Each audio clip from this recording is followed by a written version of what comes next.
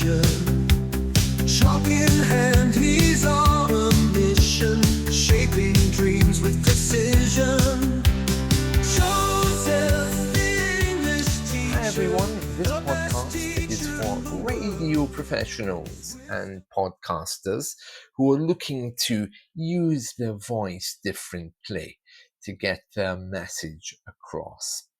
Let's begin.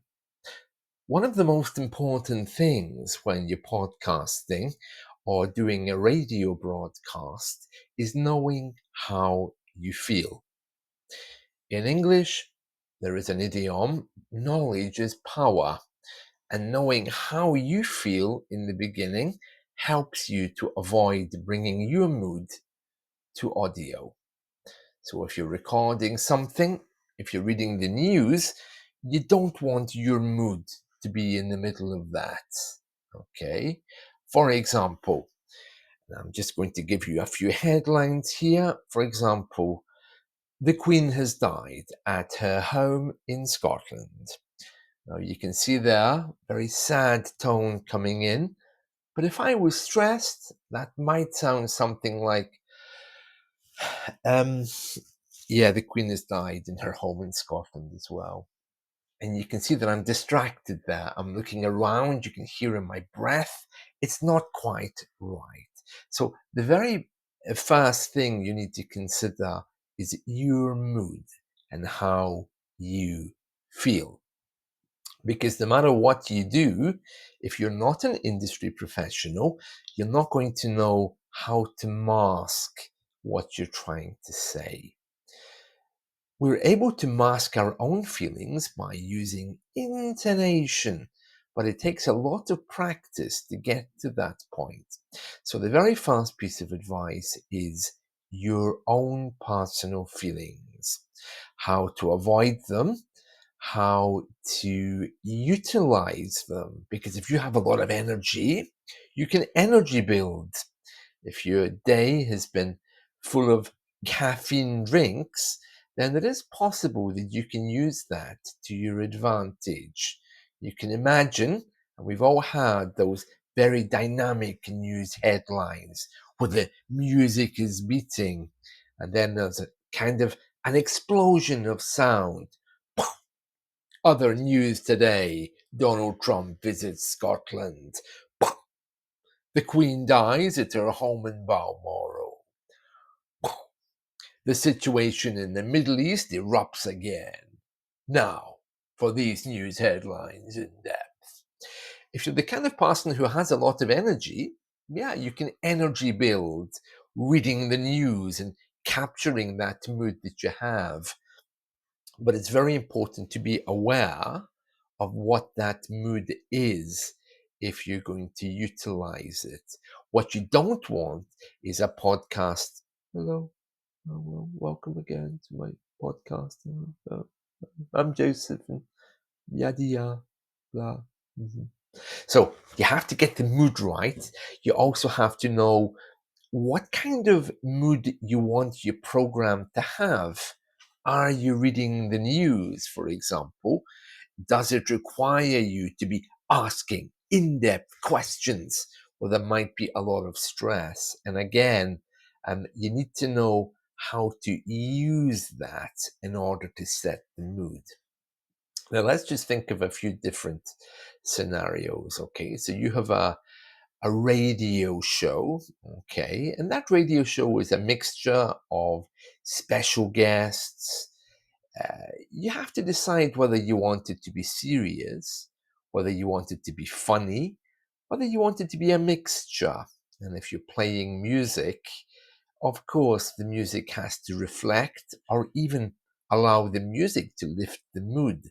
But your voice and your presentation has to kind of match that. Now, historically, in UK radio, what they did was the presenters used to completely shut down their own feelings in order to move forward with the show. So the show had its mood and its music. The presenter would be into that, but you never really got to hear how they really were.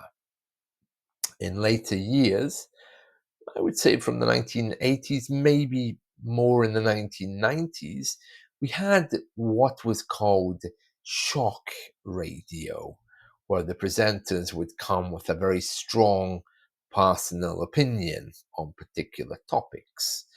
A few of them are still around. They often have very strong political views about what Britain should be. And if anyone disagrees with them on a call-in show, they just cut them off, you know. And those people, a lot of people liked them and a lot of people didn't. And they're kind of declining now in radio because they're not so popular as they once were.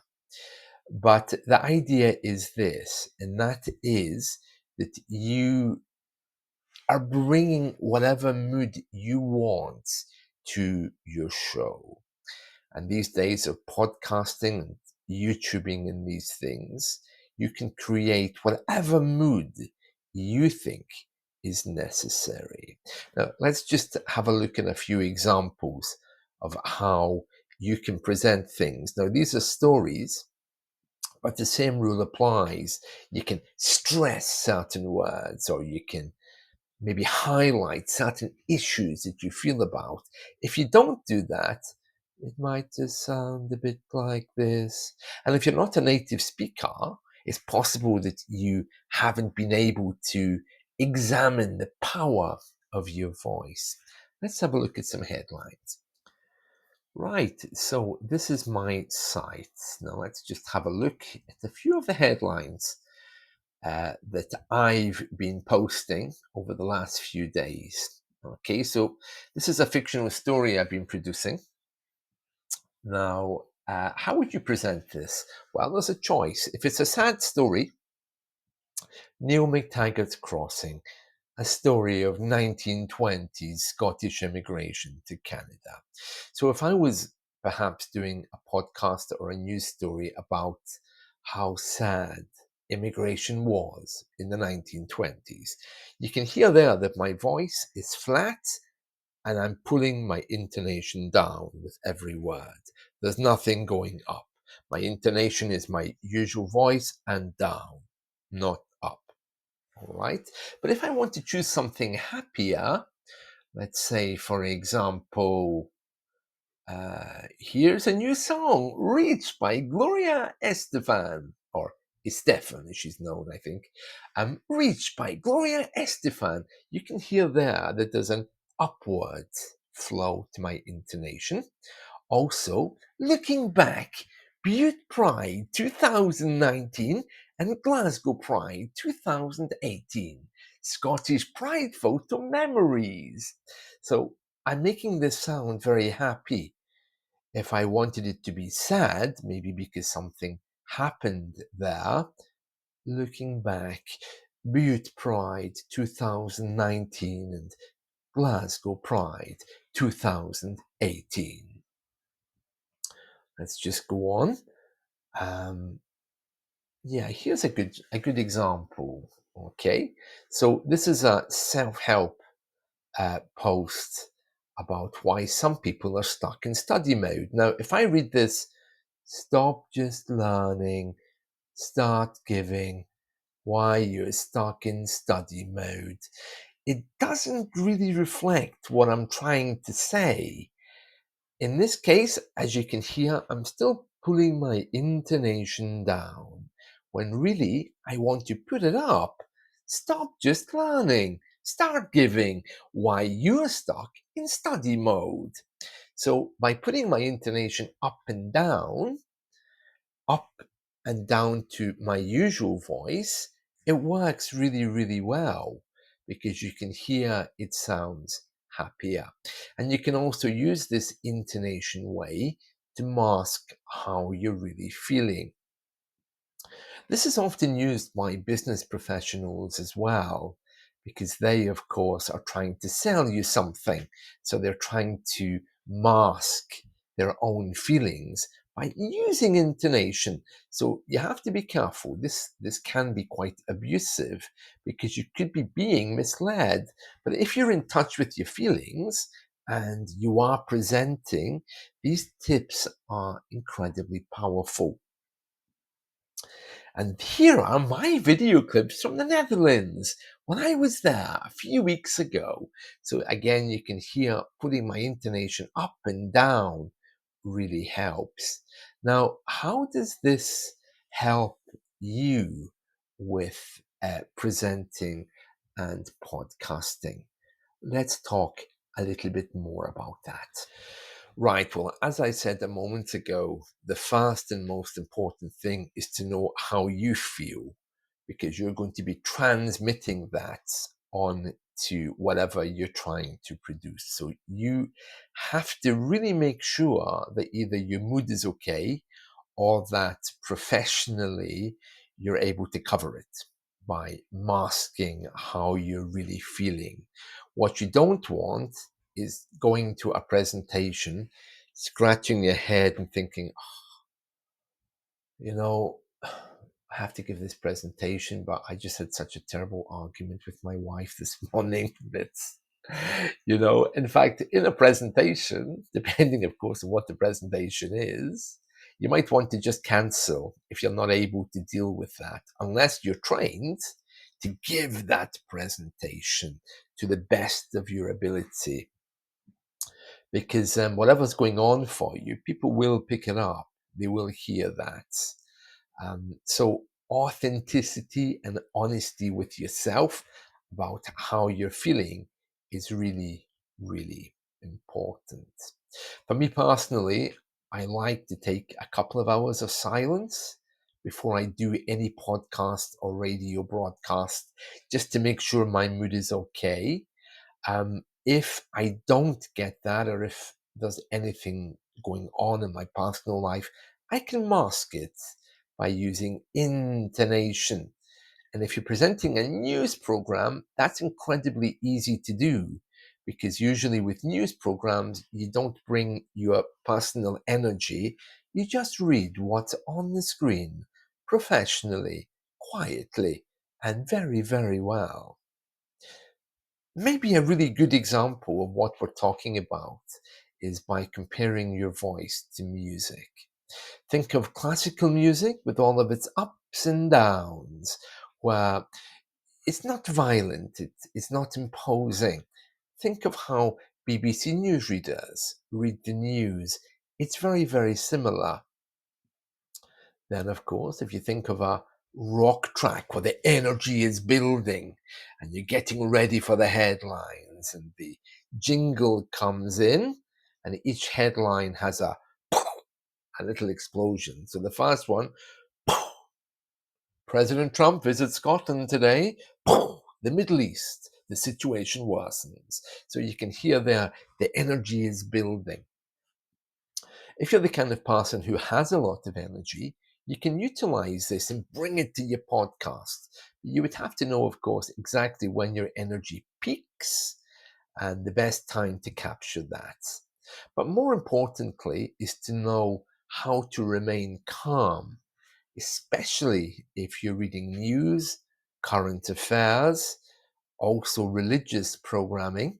And I say that because these things demand something which is higher than your personality. So, news, religious programming, you don't really want to bring too much of you into that, because you're highlighting the story or the belief that you're bringing, not you. So it's incredibly ethical, and that's really important. So just to recap then, number one, your mood and what you're bringing, that's really, really important. Number two, the mood that you want to put on your podcast. If it's a chat show, for example, you may already want to, well, you might want to decide if you want it to be a bit edgy. Like if you watch, for example, some of the BBC's political shows, there's one presenter called, I think, Laura Kusenberg on a Sunday morning, where she just attacks everyone. That's her way. That's what she does, She makes a living out of being aggressive with people. And of course, people like that because they want to see politicians squirming and being forced to give answers. Not very ethical, in my opinion, but if that's what you're trying to do, you have to plan it in advance. The questions you're going to ask, the tone you're going to take, how dramatic you're going to be. Some people are like that. I don't recommend that with news, politics, or current affairs because you could easily inflame people and make them very, very angry. So, how you feel and the mood that you're bringing to the podcast are two very, very important things. Although some things should be static, particularly news, unless you really want to get involved and give your personal opinion about the news. In which case, it's not a news program, it's a you program. So just something to keep in mind. If you are radio broadcasting, giving a presentation in the next few days, remember intonation is really important. You can make or break people by dragging them down to your level. Oh, I was on the metro the other day and this terrible thing happened, and then I had a fight with the ticket inspector because I lost my ticket. You know, you can hear the emotion there, but remember, people may well be copying you because some people, they just pick up other people's feelings. Alternatively, you could be talking joyfully about your holiday or about how great the town looks today. So it's incredibly powerful what you're doing.